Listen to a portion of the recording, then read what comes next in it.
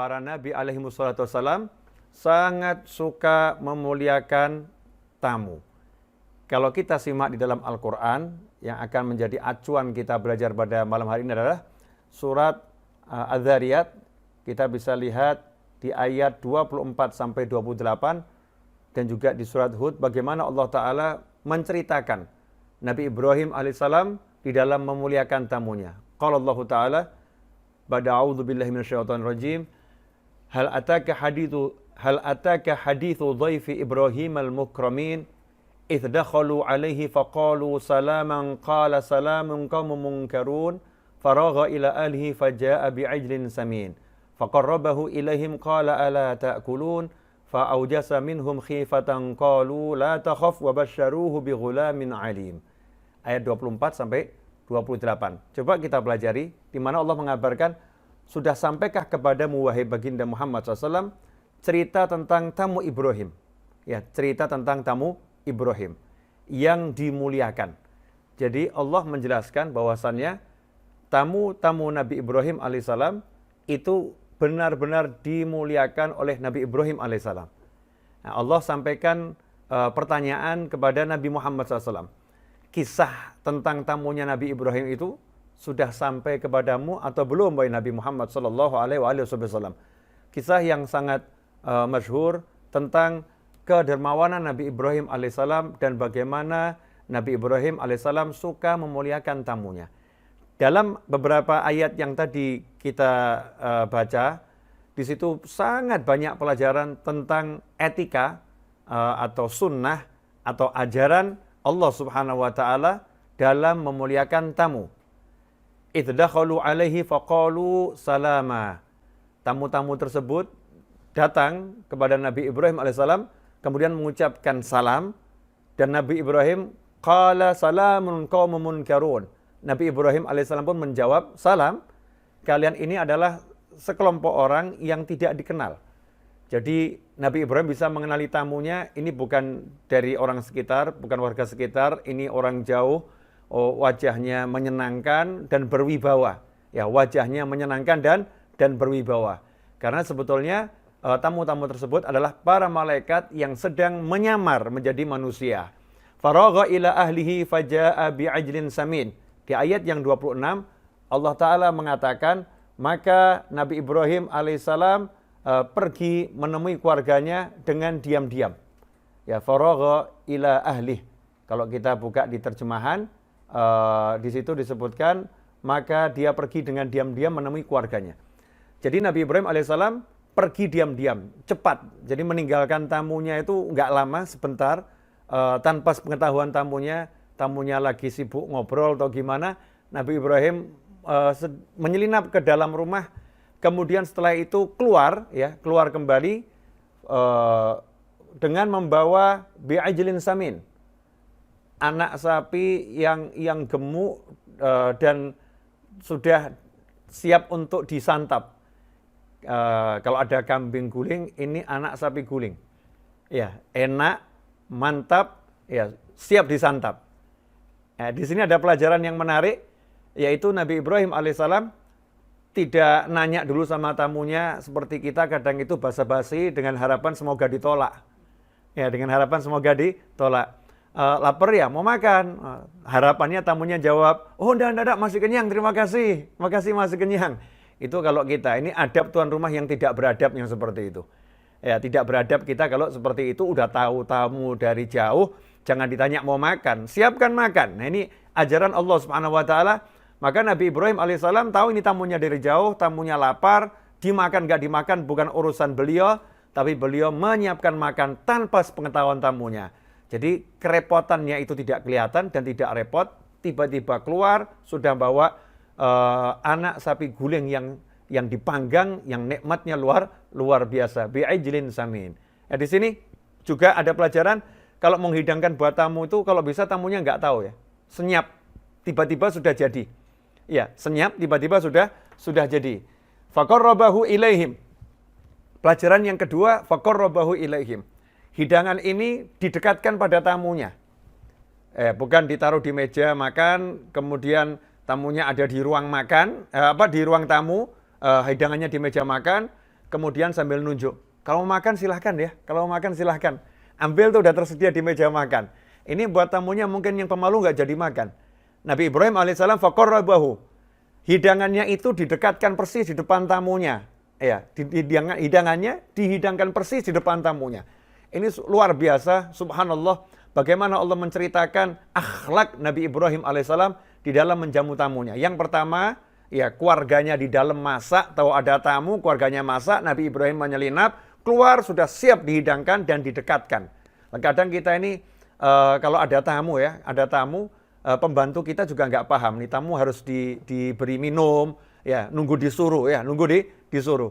Tapi kalau orang-orang soleh nggak seperti itu. Anbiya wal mursalin nggak seperti itu. Udah kompak. Ya satu rumah itu udah kompak, sudah punya akhlak, memuliakan tamu, menghormati tamu. Jadi begitu ada tamu dari luar kota jauh, SOP-nya jelas. Tamu ini diberi makan. Nah, ikhwani rahimakumullah. Kemudian faqarabahu ilaihim qala ala ta'kulun. Ya, hidangan tadi didekatkan kepada mereka semua. Kemudian Nabi Ibrahim alaihissalam mempersilahkan kepada mereka semua, silahkan dimakan. Bukan kemudian ngomong gini, mau makan enggak? Lapar enggak? Itu enak loh ya. Enggak seperti itu, silahkan dimakan. Atau sangat menyenangkan kalau kalian mau makan hidangan saya ini. Sangat menyenangkan dan itu sebagai kehormatan buat saya kalau Anda mau menyantap hidangan saya. Jadi menyemangati tamunya untuk makan. Itu yang dilakukan Nabi Ibrahim alaihissalam. Silahkan makan, nikmati hidangan tersebut. Ikhwani rahimakumullah. Apa yang terjadi? Faqarraba ilaihim qala ala ta'kulun fa'awjasa minhum khifatan qalu la takhaf wa basyaruhu bi ghulamin alim. Tapi ternyata tamunya tidak mau menyentuh, jangankan makan, hidangannya tidak disentuh. Padahal ini buat orang yang pergi dari jauh, datang di suatu rumah, tiba-tiba kok disuguhi anak sapi guling yang masak ahli, aromanya udah nikmatnya luar biasa. Biasanya tuh belum dihidangkan udah pengen makan. Ini udah dihidangkan, udah disiapkan, ditawari, deketin aja nggak mau, disentuh nggak. Maka Nabi Ibrahim pun khawatir ya. Nabi Ibrahim khawatir alaihissalam, siapa tamu-tamu ini? Karena dalam kehidupan orang-orang terdahulu, untuk membedakan musuh atau teman, itu dari menjamu makan. Kalau mau diajak makan bersama itu berarti teman. Tapi kalau nggak mau diajak makan bersama, maka itu adalah musuh. Ya, karena musuh itu kadang khawatir, ini makanannya diracun atau tidak, ya makanannya mengandung sesuatu atau tidak. Tapi kalau udah mau makan bersama, berarti itu teman. Ya, berarti itu teman. Nabi Ibrahim alaihissalam saat itu melihat ini kok tidak menyentuh makanannya. Siapa kalian gitu ya? Siapa ini? Waspada. Nabi Ibrahim alaihissalam waspada. Tamu-tamunya yang mengerti, paham, kalau Nabi Ibrahim alaihissalam khawatir tentang siapa mereka, maka tamu-tamunya memperkenalkan diri. Jangan khawatir, ya jangan takut.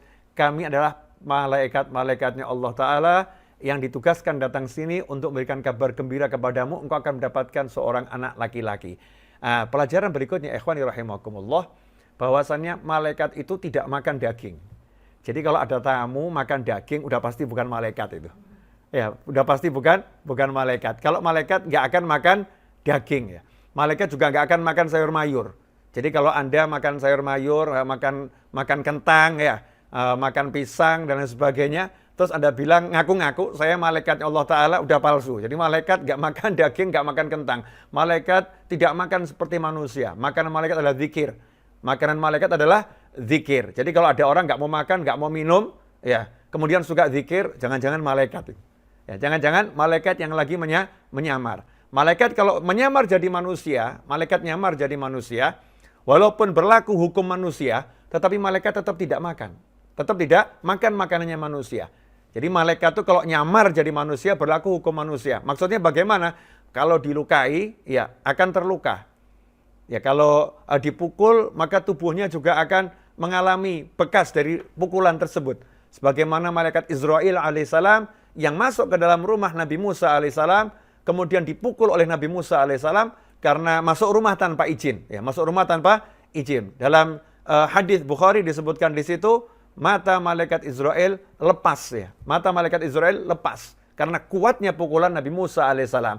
Kenapa mata malaikat lepas? Yang lepas bukan mata malaikat, tapi mata malaikat yang lagi nyamar jadi manusia, maka berlaku hukum manusia. Ikhwani rahimakumullah.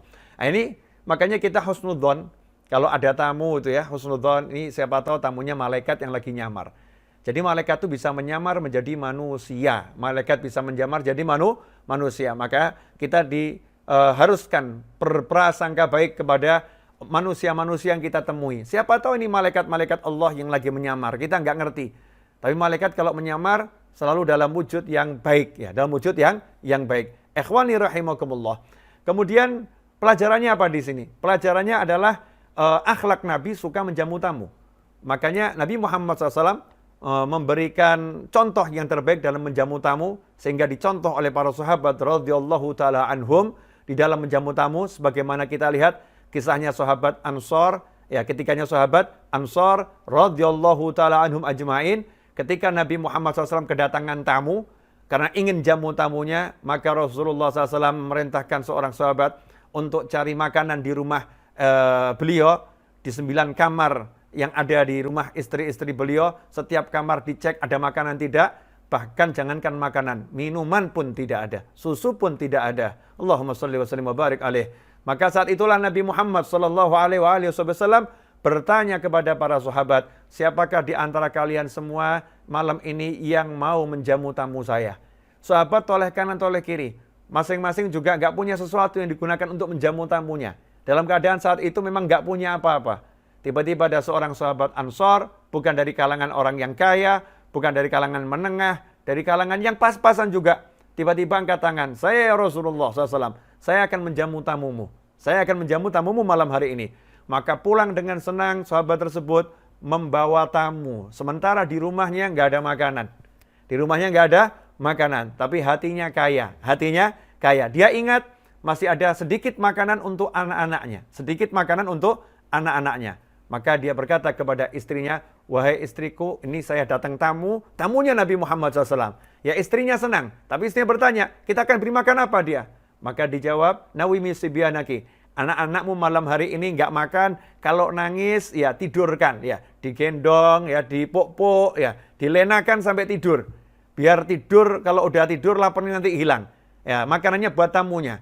Maka saat itulah istrinya berkata, tamumu nggak mungkin mau makan kalau makan sendiri, harus makan sama kamu. Sedangkan ini menu hanya untuk 1 orang, ya buat 1 orang pun nggak memuaskan. Maka saat itulah sang suami bersiasat, ya sang suami bersiasat. Nanti hidangkan kepada tamu kita, nah, saat saya akan makan, lampunya tolong dimatikan. Ya dulu lampunya kan masih pakai tintir gitu ya, lampunya tolong dimatikan.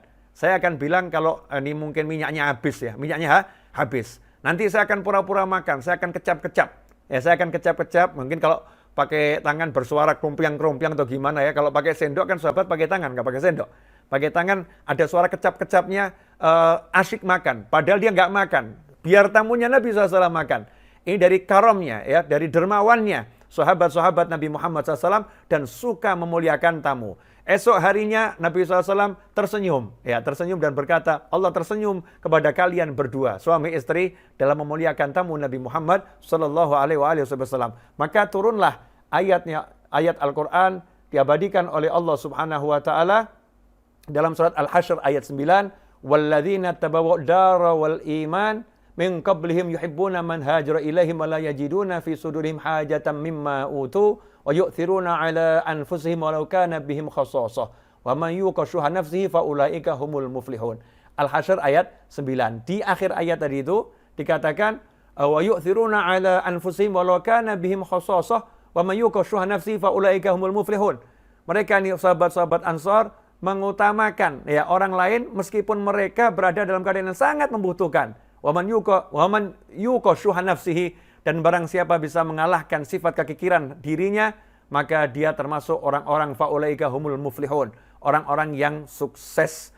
Jadi orang-orang yang sukses itu orang yang bisa mengalahkan sifat kikirnya, menunjukkan sifat dermawannya. Itulah orang yang sukses. Dalam keadaan susah, dalam keadaan terpuruk secara ekonomi, dalam keadaan pas-pasan, itu sahabat radhiyallahu ta'ala anhum ajma'in mengutamakan yang lain. Ikhwani rahimakumullah. Islam sangat membenci sifat kikir, bukhul. Lawan daripada dermawan adalah bukhul, kekikiran. Karena itulah di dalam Al-Quran Allah Ta'ala menyebutkan surat Al-Baqarah ayat 268, asyaitonu ya'idukumul faqra wa ya'murukum bil fahsya. Yang namanya setan itu menjanjikan kepadamu kefakiran. Ya, setan itu menakut-nakuti kamu dengan kefakiran. Setan itu selalu menghalangi kamu untuk berbuat baik dengan kata-kata nanti kamu fakir loh. Kamu kalau berderma nanti uangmu habis. Nanti kalau kamu sedekah, kamu jadi miskin. Ya, ditakut-takuti dengan kefakiran. Kamu akan fakir, kamu akan miskin. Itu setan. Makanya kalau ada teman kita, ketika kita mau sedekah, kita mau berbuat baik, kemudian mengatakan, ya nanti kamu miskin loh. Ya jangan-jangan dia setan. Ya jangan-jangan dia setan, bukan teman kita. Mungkin ada setan lagi nyamar jadi teman kita. Kalau teman kita kan nggak mungkin seperti itu. Nah kalau sampai pasangan hidup kita seperti itu, ya mungkin lagi kesurupan. Kalau sampai menghalangi kita untuk berderma, untuk sedekah di jalan Allah Subhanahu wa taala. Wa ya'murukum bil fahsya. Tafsir mengatakan dan setan itu memerintahkan kamu untuk berbuat yang keji. Berbuat yang keji di sini adalah al-fahsya, keji disamakan dengan zina, keji. Keji di sini adalah al-bukhul, kekikiran. Jadi kekikiran itu kejinya sama seperti zina itu. Bil fahsya, ya sama seperti zina, perbuatan yang keji yang kotor. Dan setan itu mengajarkan seorang untuk jadi kikir, jadi bakhil, ya jadi medit, ya sampai ada yang namanya itu ya nanti saya jadi ngeklan tuh kalau nyebut namanya ya. Nah itu medit, ya bakhil, kikir, pelit. Itu adalah semua ajarannya syaitan. Karena itu nggak mungkin seorang nabi punya sifat yang seperti itu. Nggak mungkin seorang wali punya sifat seperti itu. Syarat mutlak untuk menjadi wali Allah adalah punya sifat dermawan. Ya, punya sifat dermawan. Apa kata Allah dalam surat Al-Baqarah ayat 268? Wallahu ya'idukum maghfiratan minhu wa fadla. Sementara Allah Ta'ala menjanjikan kepada kalian semua ampunan dari Allah wa fadla. Dan karunia. Ya, karunia dari sisi Allah. Dikatakan dalam tafsir wa fadla. Wa fadl ini adalah karunia yang Allah berikan kepada hambanya lebih dari usahanya. Jadi usahanya sebetulnya tidak bisa mendapatkan itu. Kerjanya tidak bisa menghasilkan uang seperti itu. Iya, dia berusaha maksimal, sebetulnya nggak bisa dapat semua itu. Tapi Allah beri dari sisi fadlnya. Usahanya emang sedikit, tapi fadl Allah, karunia Allah luas. Ya, dengan berkat sedikit sedekahnya, usahanya yang kecil, Allah kasih rezeki dari arah lain yang besar. Jadi kalau dihitung-hitung matematika, ilmu ekonomi, nggak mungkin orang ini bisa menghasilkan yang seperti itu. Tapi ternyata dia menghasilkan dan dia berhasil. Kenapa? Karena nggak pelit, ya, nggak bakhil, orangnya dermawan. Allah menjanjikan ampunan wa fadl. Jadi kalau kita dermawan, kita nggak pelit, maka kita mendapatkan ampunan. Wasari'u ila maghfiratin min rabbikum. Ya, itu kita disuruh untuk bersegera mencari ampunan Allah Ta'ala. Min rabbikum wa jannah. Dan juga mengejar surganya Allah Ta'ala yang luas langit dan bumi. Ya, siapa itu? Yaitu orang-orang yang mau berderma. Di antaranya orang-orang yang mau berderma dalam keadaan senang maupun susah, mau menginfakkan hartanya di jalan Allah Subhanahu wa taala. Ikhwani rahimakumullah. Kemudian dikatakan di dalam hadis bahwasannya di antara iman dan munafik, lawannya iman adalah munafik, lawannya iman adalah kufur, adalah sifat kekikiran, ya, sifat tidak mau berderma. Karena itu memuliakan tamu salah satu simbol atau wujud daripada orang yang punya jiwa dermawan. Dikatakan dalam hadis Nabi Muhammad SAW bersabda, "Man kana yu'minu billahi wal yawmil akhir falyukrim dhaifah." Barang siapa beriman kepada Allah dan hari akhir, hendaknya dia yukrim dhaifah, memuliakan tamunya, menjamu tamunya, membuat senang tamunya dengan apa yang dia miliki, Ini yang harus dilakukan. Sahabat radhiyallahu ta'ala anhum ajmain, di antaranya adalah seorang sahabat yang hidupnya itu pas-pasan, ya, sangat miskin, ya, sangat miskin, nggak punya apa-apa. Kemudian kedatangan tiga tamu. Saat itu semua yang digunakan untuk dia tidur, untuk selimut, semua diserahkan pada tamunya. Beliau rela tidur kedinginan, yang penting tamunya nggak kedinginan. Bagaimana dengan kita? Mungkin kalau kita berbeda, biar tamunya kedinginan, ya, yang penting kita hangat. Biar tamunya kepanasan, yang penting kita ruangan AC, ya, ruangan AC. Sementara tamunya pakai kipas angin. Orang-orang soleh merelakan kamarnya buat tamunya. Biar tamu saya tidur di kamar saya tidur di emperan nggak jadi masalah. Saya tidur di teras nggak jadi masalah. Tamu itu dikatakan oleh Nabi SAW datang dengan rezekinya sendiri dan pulang membawa dosa penghuni rumah. Artinya kalau kita layani tamu dengan benar, tamunya pulang, dosa kita dibawa pergi. Dalam arti, selangkah tamu itu keluar dari rumah, dosa kita semuanya habis diampuni oleh Allah Subhanahu wa Ta'ala.